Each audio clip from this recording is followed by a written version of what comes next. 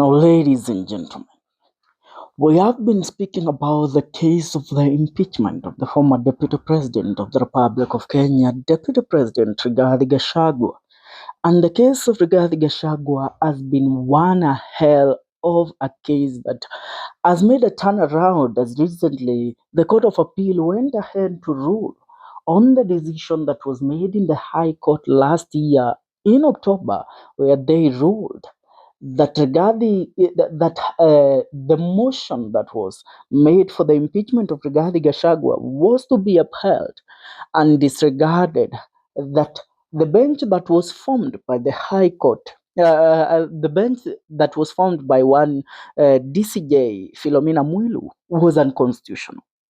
But now the Court of Appeal ruled that Philomena Mwilu going ahead to form the bench of judges that ruled on the case of Rigathi Gachagua was unconstitutional because the said bench was supposed to be formed by the Chief Justice of the Republic of Kenya.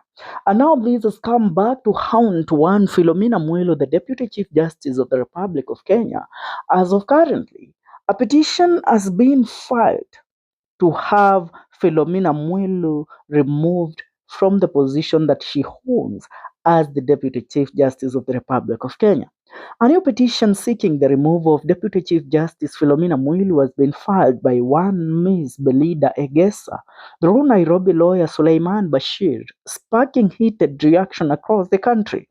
The move comes amid growing tensions within Kenya's judicial system, with critics and supporters weighing in on the implications of such a drastic legal challenge. The petition has ignited a storm of opinions on social media, with some Kenyans liking it to broader political battles. Sami, one commenter on this issue, accused Philomena Mwilu of undermining the judiciary, claiming her actions have led to illegalities in the executive. The reactions are all over the social media, many saying that this is the best move so far. Now, I want to read the said petition so that you will understand what we are talking about. Republic of Kenya, in the matter of Article 165 of the Constitution of Kenya, 2010, and in the matter of the Judicial Service Act, 2011, and in the matter of Judicial Code of Conduct and Ethics, and in the matter of complaints of gross misconduct and incompetence, in the matter of a petition of removal from office of the Deputy Chief Justice, Honorable Lady Justice Philomena Mwilu Mbete, petition for removal of Honorable Lady Justice Philomena Mwilu Mbete from the office of the Deputy Chief Justice. Now, this tells us what? This tells us that Kenyans are currently now playing the card of now trying to move also to intimidate those that intimidated Rigathi Gachagua. I mean, the followers of Rigathi Gachagua currently are in celebratory mood. Remember, the push for the removal of Rigathi Gachagua was one that was, everybody knew that the state was behind it, the executive was behind it, and they expected that the judiciary will stand on its moral code and ethics to protect the Constitution of the Republic of Kenya. To stand and say no to the violation of the Constitution. Are we together? Now, that tells us what? That tells us that it's a high time we realize the thin line between the judiciary and the executive. Because the judiciary played the key role of making sure that Rigathi Gachagua was removed.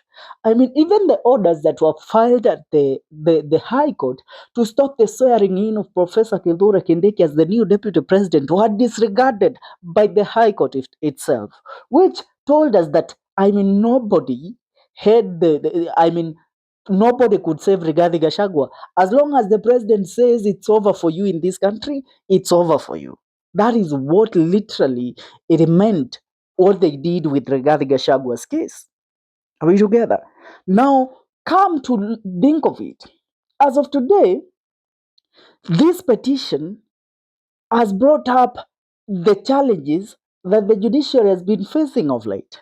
Remember, a petition was filed by one lawyer, Nelson Avi, and Ahmed Nasri, senior counsel Ahmed Nasri Abdullahi, to have all the Supreme Court judges kicked out of the Supreme Court.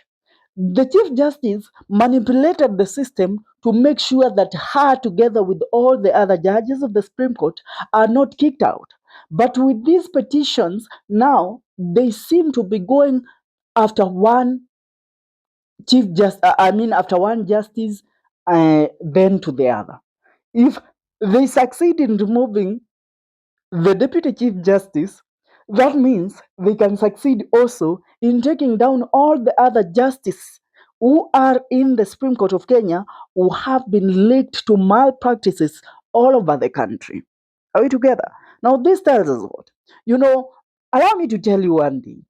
The case of Rigathi Gachagua and how the CJ, Mother Koome, played, it's not that she wasn't in the country or she was unable to constitute the bench. She wanted to recuse herself from these fingers being pointed because she knew from the word go that this case had no merits, that this case was just a witch hunt by the state because Rigathi Gachagua disagreed with them on certain matters. So that is why CJ Mother Koome went ahead to recuse herself, fly out of the country at that time. And we asked ourselves the question, how crucial was it? How crucial was it that they couldn't even wait for the Chief Justice to come back in the country, aweze constitute a bench that would have ruled on this case? Because yes, you said that it was a matter of national interest. It was a matter of the Republic of Kenyans, and everybody was looking at this matter. Then they should have waited for the CJ to return into the country, aweze kufanya the ruling. Not even the ruling, constitute the bench ambayo make the ruling in regards to this case. But did they do that? No, they never did that.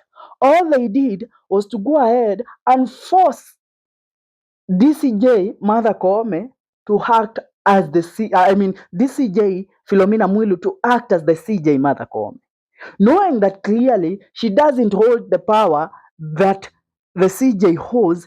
As long as the CJ was alive, that meant everything that DCJ Philomena Mwilu did was in violation of the Constitution. Are we together? That's what's up. Tell me what you think about this. I'll see you in our next video. This is the Kenyan Daily Report.